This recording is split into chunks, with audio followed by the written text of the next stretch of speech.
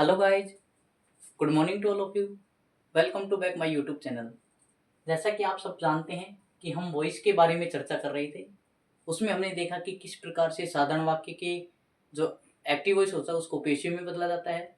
फिर हमने कंटिन्यूस को देखा कि किस प्रकार से सिंपल में तो क्या होता है कि वर्ब की फर्स्ट फॉर्म में एस एस या फिर वर्ब की सेकंड फॉर्म फर्स्ट फॉर्म या डू और डज या फिर डिड, यदि इस प्रकार के हमें दिखते हैं तो डू डज और वर्ब की फर्स्ट फॉर्म के साथ एस एस हो तो हम इज एम आर का प्रयोग कर रहे थे। फिर हमने देखा कि यदि डिड और वर्ब की सेकंड फॉर्म थी तो हम वहाँ पे हेल्प फ्रॉम वॉज वर्ब का प्रयोग कर रहे थे। फिर हमने देखा कि जो अपने पास is am are plus I N G, is am are plus verb में आई एन जी थी तो वहाँ पे हेल्प फ्रॉम तो इज एम आर ही प्रयोग कर रहे थे, लेकिन उसके साथ आई एन जी होने की वजह से हम वहाँ पे बीइंग का प्रयोग कर रहे थे। फिर हमने देखा कि वॉज वर्ब के साथ भी आई एन जी आती है वर्ब में, तो फिर हमने वहाँ पे भी देखा कि हेल्प वर्ब तो वॉज वर्ब रहती है और उसके साथ बीइंग जोड़ देते हैं। उसी क्रम में हम आज आगे पढ़ने जा रहे हैं जिसमें गोइंग टू वाले सेंटेंस होते हैं। गोइंग टू के बाद हमेशा वर्ब की फर्स्ट फॉर्म आती है तो ही वो गोइंग टू वाले वाक्य होते हैं, अन्यथा वो गोइंग टू वाले वाक्य नहीं होते हैं, तो फिर वो सिंपल प्रेजेंट होते हैं। यानी सिंपल प्रेजेंट हो सकता है। सिंपल प्रेजेंट का भी वो कौन सा, कंटिन्यूस टेंस, और उसमें कौन सा होगा, पास्ट कंटिन्यूस टेंस। तो इस प्रकार से हमने देखा कि यदि गोइंग टू के बाद वर्ब की फर्स्ट फॉर्म है तो वो गोइंग टू वाले वाक्य हैं। हमने यहाँ देखा कि गोइंग टू वाले वाक्य होते हैं उसके बाद क्या होनी चाहिए, वर्ब की फर्स्ट फॉर्म। फिर हमने कहा कि इसका जो फॉर्मूला होता है वो होता है कि सबसे पहले ऑब्जेक्ट को सब्जेक्ट बनाओ, फिर उसके बाद जो हेल्प वर्ब होती है जो टेंस में दी हुई होती है, ऑलरेडी जिस सेंटेंस में जो टेंस दिया होता है उसी का प्रयोग करते हैं। गोइंग टू तक वाक्य समान लिखते हैं। उसके बाद अपनी तरफ से जो हेल्प वर्ब होती है वो इसमें क्या लगाते हैं, हमेशा बी। गोइंग टू वाले वाक्यों में अपनी तरफ से हेल्प वर्ब क्या लगाते हैं, हमेशा बी लगाते हैं। फिर हमने कहा कि मेन वर्ब के हमेशा थर्ड फॉर्म का प्रयोग करेंगे और बाई के साथ यदि आवश्यक हो यानी इंपोर्टेंट सब्जेक्ट हो तो फिर बाई के साथ जो सब्जेक्ट होता है उसको क्या बना देंगे, ऑब्जेक्ट बना देंगे। देखिए फॉर एग्जाम्पल हमने यहाँ कहा she is going to cook food. यहाँ पे वर्ब है कुक, ये फर्स्ट फॉर्म है। गोइंग टू के बाद क्या है, वर्ब की फर्स्ट फॉर्म, ये गोइंग दे रखी है। उसके बाद हमने कहा कि वर्ब से प्रश्न करेंगे कि कुक कौन कुक करता है, हु से प्रश्न करेंगे तो अपने पास क्या निकल के आएगा, सब्जेक्ट। प्रश्न हम किससे कर रहे थे, वर्ब से। और क्या पकाता है तो हमारे पास आ गया क्या या किसे, तो फूड आ गया। तो हम सबसे पहले क्या करेंगे, ऑब्जेक्ट को सब्जेक्ट बनाएंगे। ऑब्जेक्ट को सब्जेक्ट बनाने के लिए हमने देखा कि सबसे पहले फूड को क्या बनाया हमने, ऑब्जेक्ट को सब्जेक्ट बनाया। फिर हमने देखा कि यहाँ पे हेल्प वर्ब सी के साथ इज है और यहाँ पे जो फूड है वो भी अनकाउंटेबल नाउन है, इसलिए यहाँ पे भी सिंगुलर वर्ब आनी चाहिए, इसलिए यहाँ पे भी किसका प्रयोग करते हैं, इज का। फिर गोइंग टू तक वाक्य सेम लिखेंगे, एक जैसा जैसे का है, गोइंग टू के गोइंग टू लिख देते हैं। उसके बाद हमने कहा कि अपनी तरफ से हेल्प वर्ब किसका प्रयोग करेंगे, बी का प्रयोग करेंगे। और बी का प्रयोग करने के बाद जो यहाँ पे वर्ब की फर्स्ट फॉर्म होती है उसको किस में बदल देंगे, थर्ड फॉर्म में। और कुक की थर्ड फॉर्म क्या होती है, कुकड।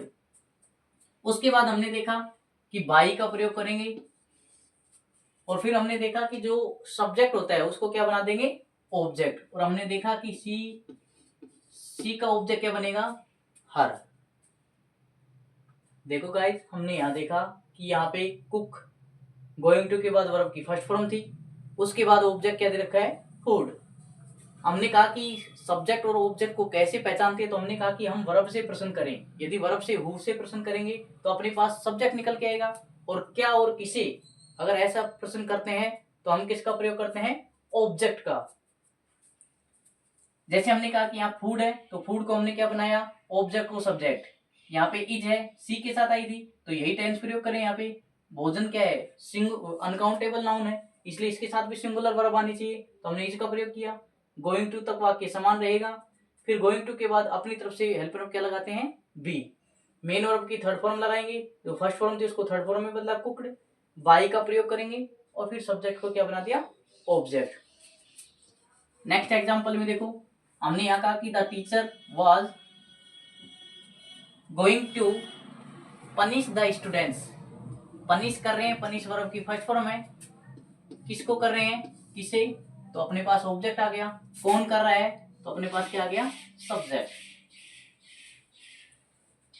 तो हमने कहा कि सबसे पहले ऑब्जेक्ट को सब्जेक्ट बनाएंगे, ऑब्जेक्ट को सब्जेक्ट। तो हमने कहा कि द स्टूडेंट्स,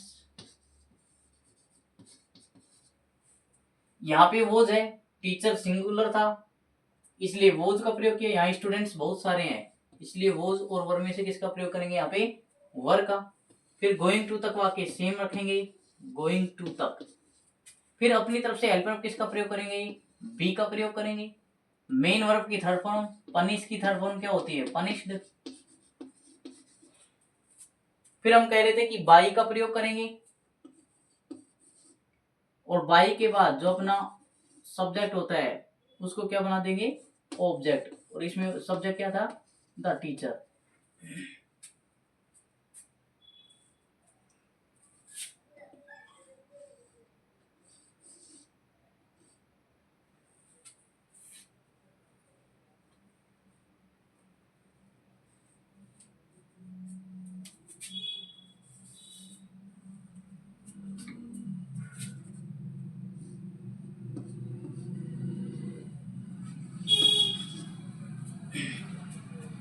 फिर हमने नेक्स्ट सेंटेंस में देख रहे हैं हम कि सबसे पहले ऑब्जेक्ट देखेंगे कहाँ पे है। तो हमने कहा कि यहाँ पे हियर क्या है, गोइंग टू के बाद वर्ब की फर्स्ट फॉर्म है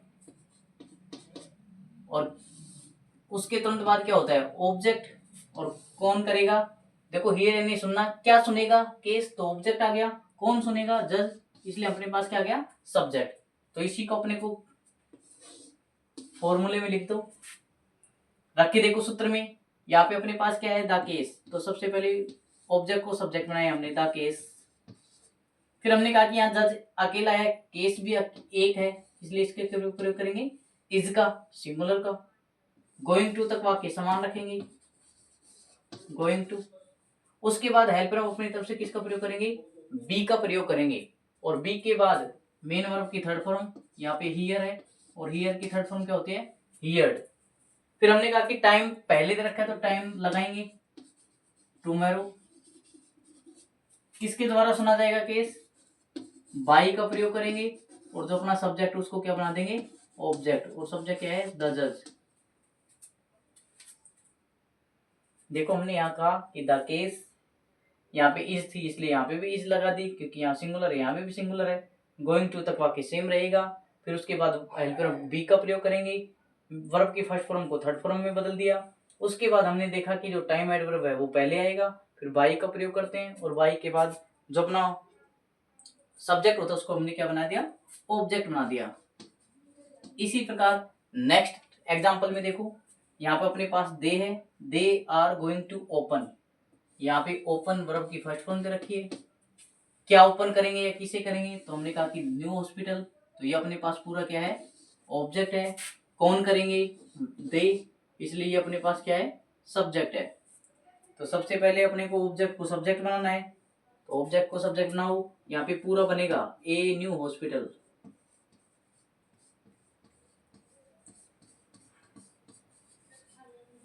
यहाँ पे दे के साथ आर था, यहाँ पे एक हॉस्पिटल है इसलिए यहाँ पे किसका प्रयोग करेंगे, इज का।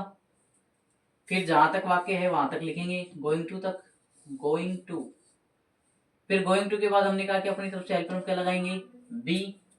ओपन की थर्ड फॉर्म लिखेंगे, ओपन। बाई का प्रयोग करेंगे, लेकिन हमने यहाँ देखा कि बाई दे अनइम्पोर्टेंट सब्जेक्ट है और अनइम्पोर्टेंट सब्जेक्ट को कभी भी बाई के साथ नहीं उतारते हैं, अर्थात उनको वहीं पे छोड़ देते हैं। फिर हमने कहा कि जो अपने पास जो बच गया सेंटेंस में वो लिख देते हैं। अपने पास क्या बच गया यहाँ पे, इन दिस टाउन। हमने यहाँ देखा कि जो यहाँ पे दे था